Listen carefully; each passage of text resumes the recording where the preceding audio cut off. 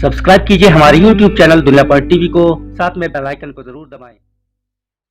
4 जनवरी 1643 को धरती पर एक ऐसे वंडरफुल पर्सन का जन्म हुआ जिसने विज्ञान की परिभाषा को एक नया रूप दिया। विज्ञान के ऐसे तथ्य प्रस्तुत किए जो आज तक चल रहे हैं। एक सेब के गिरने को लेकर उन्होंने ऐसी बातें सामने रखी जिससे दुनिया अब तक अनजान थी। गाइस, मुझे उम्मीद है आप सबको उनका नाम पता चल ही गया होगा। जी हाँ, हम बात कर रहे हैं आइजैक न्यूटन की। गाइस, आज की इस वीडियो में आइजैक न्यूटन के बारे में जानने के लिए हमारे साथ वीडियो में आखिर तक बने रहे। तो गाइस, वीडियो की शुरुआत हो चुकी है। मैं हूं शादाब शाहिद, आप देख रहे हैं हमारा यूट्यूब चैनल दुनिया पर टीवी। चलिए शुरू करते हैं।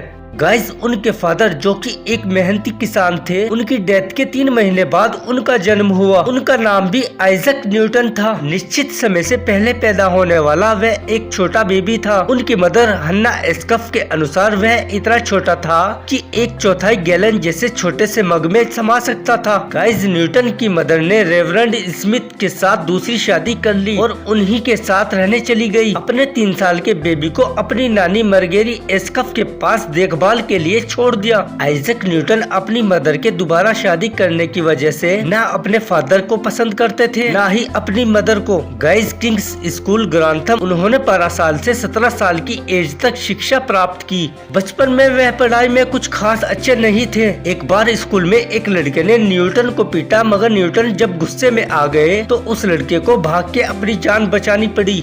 फिर 1659 में जब उन्हें स्कूल से निकाला गया तो वे अपनी मदर के पास आ गए, जो दूसरी बार विडो हो चुकी थी। उनकी मदर ने घर चलाने के लिए न्यूटन को खेती करने के लिए कहा। वह खेती से नफरत करते थे, इसलिए उन्होंने खेती नहीं की। किंग्स स्कूल के टीचर हेनरी स्टोक्स ने आइजैक न्यूटन में एक टैलेंट देखते हुए उनकी माँ से फिर से स्कूल भेजने का सुझाव दिया, जिससे वे अपनी शिक्षा को पूरा कर सके। वहाँ स्कूल में एक लड़का उन्हें बार बार नीचा दिखाता था और कम दिमाग वाला कहकर चिढ़ाता था। उससे बदला लेने की इच्छा से प्रेरित होने की वजह से वह पढ़ने लगे और अपनी प्रतिभा से स्कूल के सबसे मेरिट स्टूडेंट्स बनकर उभरे। गाइस, अपने अंकल विलियम एस्कफ के कहने पर जून 1661 में उन्होंने ट्रिनिटी कॉलेज कैम्ब्रिज में अध्ययन के लिए प्रवेश लिया। पढ़ाई की फीस भरने और खाना खाने के लिए आइजैक न्यूटन कॉलेज में एक कर्मचारी की तरह काम भी करते थे। उस टाइम कॉलेज की शिक्षाएं अरस्तु पर आधारित थी, लेकिन न्यूटन ज्यादा मॉडर्न फिलोसफर्स के विचारों को पढ़ना चाहते थे। 1664 में इनकी प्रतिभा के कारण एक स्कॉलरशिप की व्यवस्था कॉलेज की तरफ से हो गई, जिसकी मदद से न्यूटन अब आगे की पढ़ाई कर सकते थे। उस टाइम साइंस बहुत आगे नहीं था। फिर यही रहकर न्यूटन ने प्रसिद्ध केपलर के नियम पढ़े। गाइस, 1665 में उन्होंने बिनोमियल थ्योरम की खोज की और एक मैथमेटिकल कॉन्सेप्ट विकसित करना शुरू किया, जो बाद में कैलकुलस के नाम से जाना गया। न्यूटन ने इसकी जानकारी काफी समय बाद दी।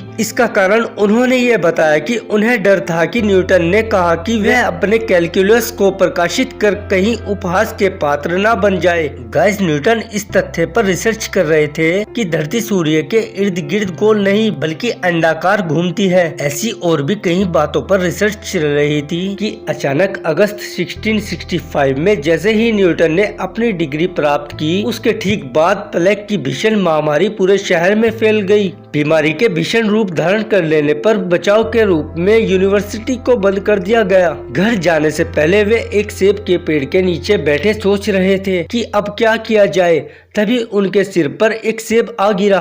पहले से परेशान न्यूटन के दिमाग में यह बात आ गई कि ये सेब मेरे ऊपर ही क्यों गिरा, इधर उधर क्यों नहीं गिरा या फिर ऊपर क्यों नहीं गया। इंसान होता तो पूछ भी लेते, लेकिन एक पेड़ क्या जवाब देता। फिर न्यूटन ने इस सवाल का जवाब खुद ही खोजने की ठान ली। बहुत सालों तक न्यूटन इस पर रिसर्च करते रहे और सबको ये बताया कि पृथ्वी में ग्रेविटी नाम की एक शक्ति है जो हर चीज को अपनी ओर खींचती है, और इसी बल के कारण चंद्रमा पृथ्वी का चक्कर लगाता है और पृथ्वी सूर्य का।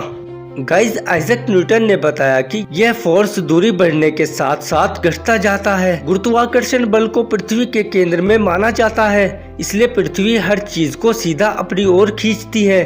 पृथ्वी किसी वस्तु को कितनी शक्ति से खींचेगी, इसका वैल्यू उस वस्तु के मास पर निर्भर करता है। गाइस इसके अलावा आइजैक न्यूटन ने वेट और मास के अंतर को भी समझाया। साथ ही साथ प्रकाश के क्षेत्र में काम करते हुए न्यूटन ने बताया कि सफेद प्रकाश दरअसल कई रंगों के प्रकाश का मिश्रण होता है। साइकिल से लेकर हवाई जहाज बनाने तक में जिन नियमों का पालन होता है, गति के वो 3 नियम आइजैक न्यूटन ने ही दिए थे।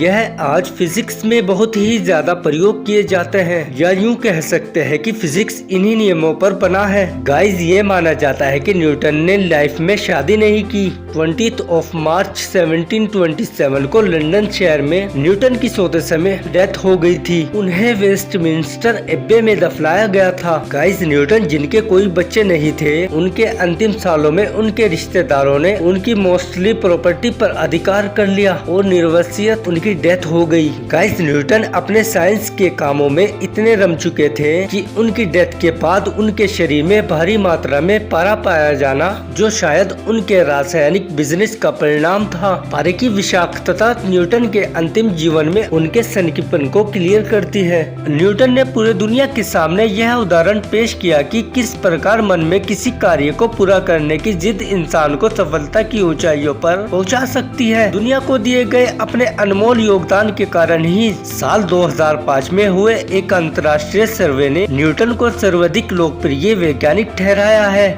ऐसे महान वैज्ञानिक को हमारा सैल्यूट है।